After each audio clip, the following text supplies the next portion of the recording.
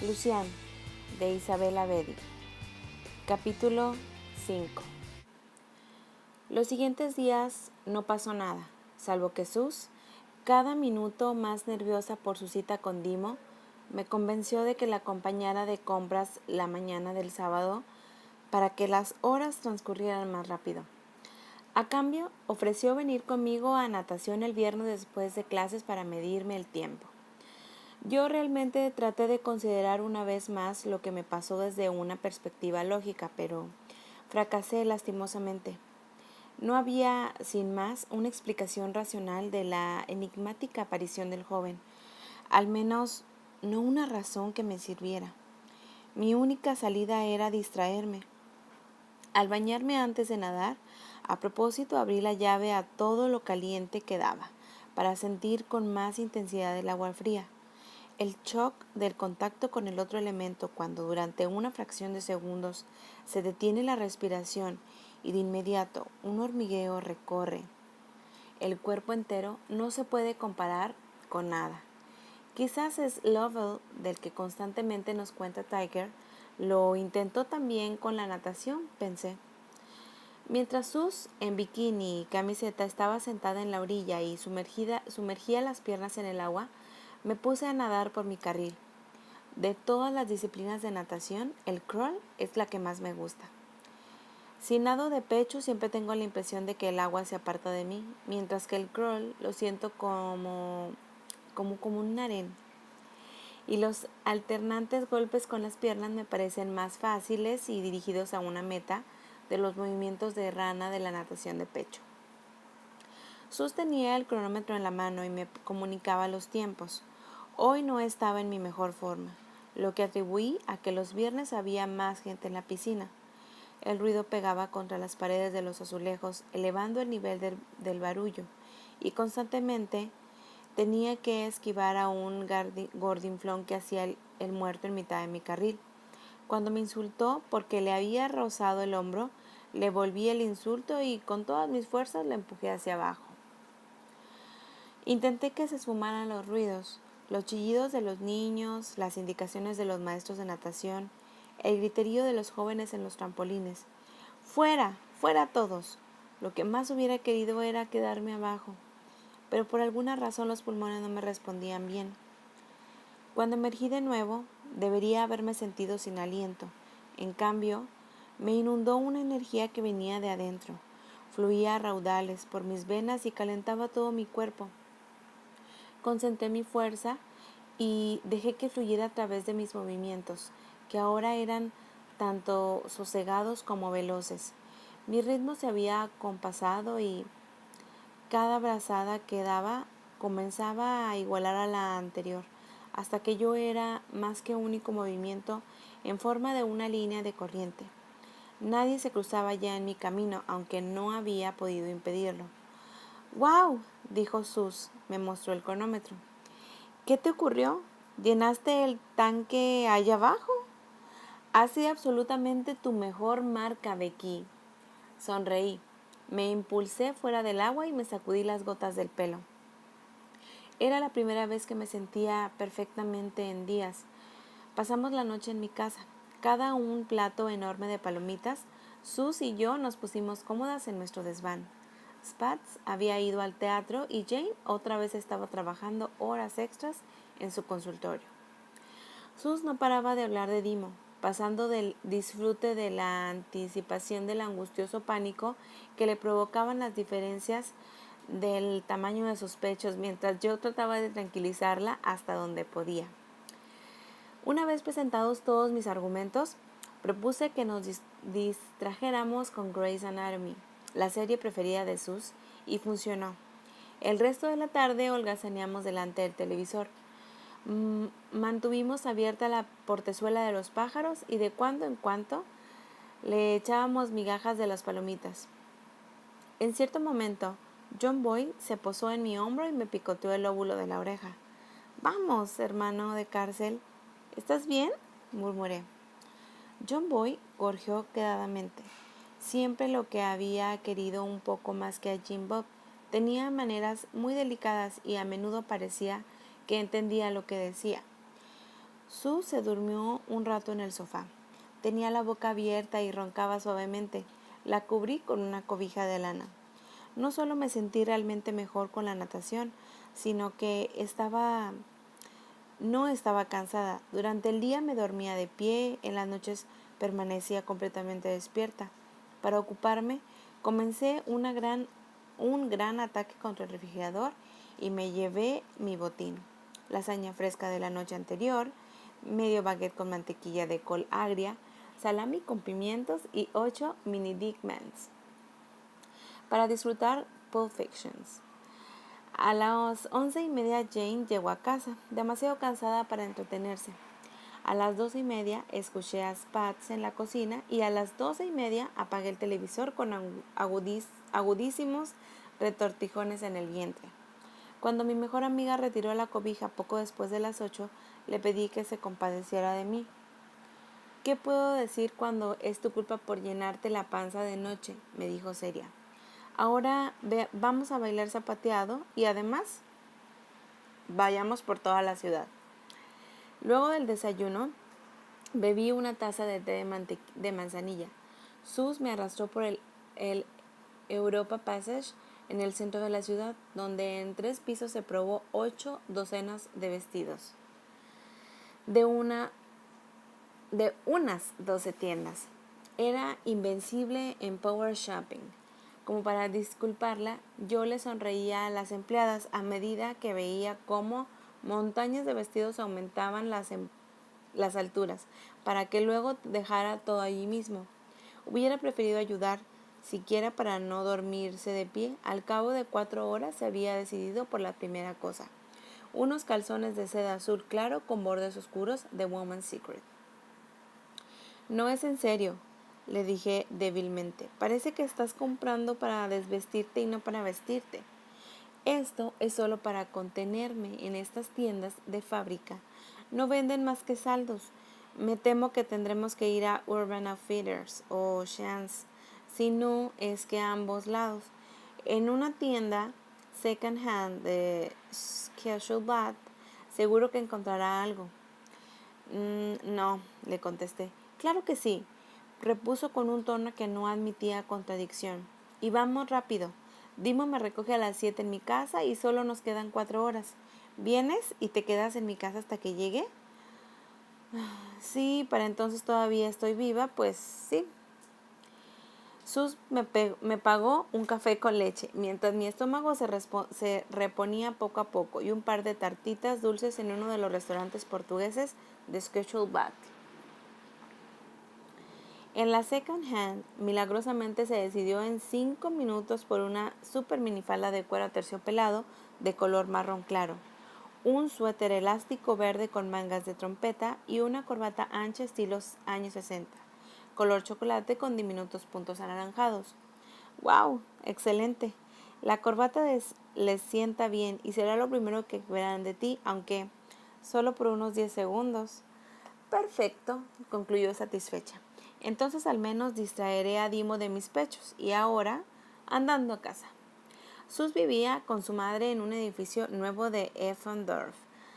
Tomamos el metro y cuando entramos en el vagón atestado me quedé mirando con envidia una carriola en la que había un bebé dormido con un chupón del programa Club Tigeren. Me hacía bien una de las barras. Becky, duérmete también, me dije fastidiada y apoyé la cabeza en el hombro de Sus, cuando de repente volví a experimentar aquello. Algo en mí se cerró, sentí calidez, experimenté esa pujante tranquilidad que iba aumentando en mi interior y al mismo tiempo hacía que el corazón me golpeara hasta las costillas. Él está aquí, me dije. ¿Eh? Sus se me quedó mirando sin entender, pero no la tomé en cuenta, sino que como una bestia giré la cabeza hacia todos los lados. Si al menos no hubiera tanta gente en el vagón. A empujones logré pasar al lado de la carriola y entre 2 personas, y pisé a una señora mayor sin molestarme en pedir perdón. La sensación era más bien inmensa a cada centímetro que avanzaba. Detrás de mí escuché la voz de Sus. ¡Hey, Becky! ¡Espera! Pero no le hice caso. Perdón, necesito buscar, gracias. Deténgase, señorita. Un hombre grande como un ropero bronceado, con un bigote caído, como de morsa, me tomó por el brazo. No vaya tan rápido, inspector. Los pasajeros comenzaron a rebuscar en los bolsillos, pero a mí me sofocaba una ola de desesperación. El convoy frenó y pasó. Las puertas se abrieron. Me zafé del apretón del hombre y luché por llegar a la puerta, pero era demasiado tarde. Con una sacudida del tren, el tren se puso de nuevo en movimiento al recargar la cara contra el vidrio. Vi al joven en el andén. Él me miraba y en su rostro se reflejaba mi propia decepción. «Becky, esto es más que inquietante», me dijo Sus cuando nos sentamos en su gigantesca mecedora de jardín, que ocupaba casi todo el cuarto. Crujía con cada movimiento, pero no quería desprenderse de ella. Antes, cuando estábamos en la primaria, habíamos representado aquí Heidi y Clara, una película de dibujos animados. Yo era Heidi enferma de las nostalgias, Sus, la parapléjica Clara, y la enorme mecedora, la silla de ruedas. El que fuera una silla de ruedas más que grande nos importaba un bledo. La mamá de Sus interpretaba a la estricta señorita Rottenmeier y su padre, el buen señor Sissyman. Cuando regresábamos de sus largos viajes, en realidad de la oficina, le sonaba cada 2 o 3 minutos la campanilla y le rogábamos que me llevara de nuevo a las montañas, con copo de nieve y niebla, con Pedro y con mi abuelo. El padre de Sus casi siempre jugaba con nosotros. Una vez incluso cargó a Sus sobre su espalda y la llevó por la casa mientras que yo, junto a él, saltaba y cantaba a la tirolesa porque iba a volver a mis verdes prados, donde me aguardaba la felicidad. Ahora el padre de Sus, cuando regresaba del trabajo, se iba a una vivienda de una sola habitación en Hammerbrook, mientras que la madre de Sus iba y venía en el semental de números. Sabía lo que teníamos grabado en él, dije. Mi mamá escupió el mechón de cabellos que mordisqueaba todo el tiempo. Tras lo ocurrido en el metro, ya no pude callar el asunto. Tenía que hablarlo de lo que me sucedía y necesitaba a alguien que me dijera que no estaba volviéndome loca. Y para eso contaba con mi mejor amiga.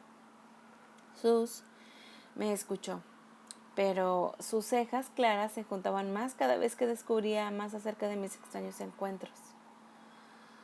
¿De dónde podría conocer la inscripción? Me encogí de hombros. Yo misma me había hecho de esa pregunta como veces durante los últimos días.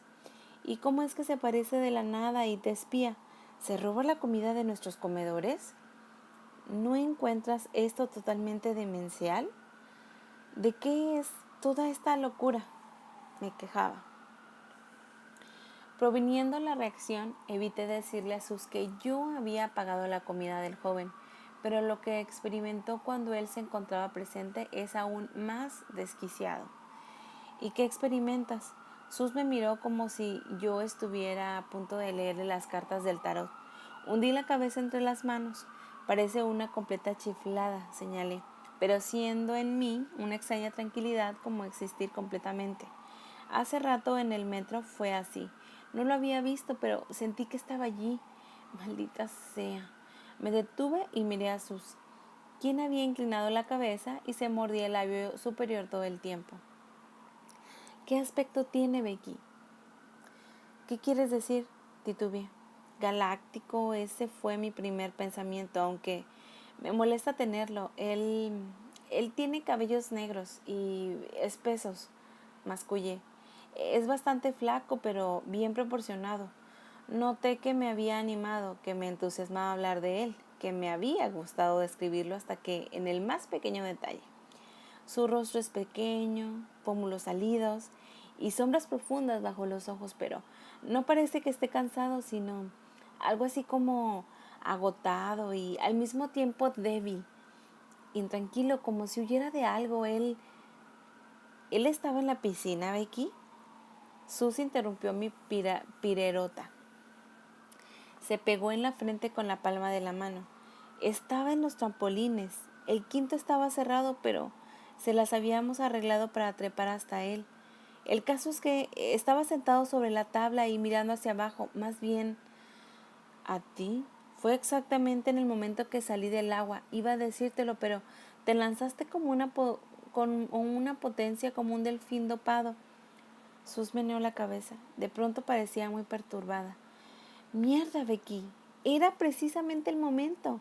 El tipo te miró y tú saliste disparada. Me quedé mirando la mesa de caracterización de Sus, llena de cacerolas y tubos. En la pared, con las tachuelas, había fijado fotos digitales de sus trabajos.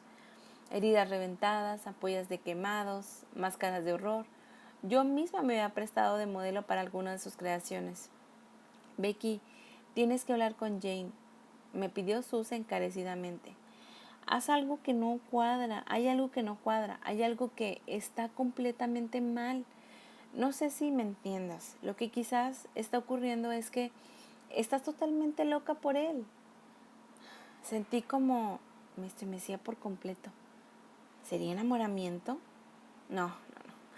Enamorada desde luego que no estaba. ¿Sería amor? ¿Amor a primera vista? No. No creía en el amor a primera vista. Lo que el amor obraba era algo por completo distinto. Lo veía cada día con Spats y Jane y también antes entre papá y Jane. Es un principio, incluso yo lo viví con Sebastián. Eran muchos detalles que conformaban en todo y esto no podía experimentarlo por alguien que era completamente extraño. ¿O sí? Sus me miró preocupada. Este tipo te persigue y no solo de día, sino se queda ante tu ventana de noche. ¿Sabe dónde vive? ¿Es un delincuente? Se roba siempre la comida, primero en aquella fiesta extraña, luego en el comedor escolar. ¿Has reflexionado acerca de por qué no ha querido darte su nombre? Quizá lo buscan o quizás se ha escapado de la cárcel. Quizás hasta mató a alguien, Becky. Si quieres mi opinión, es un caso para la policía. Saltó de manera repentina. La mecedora crujió y el hámster de Sus, Ozzy, se asustó tanto en su jaula y salió de su casita a toda velocidad.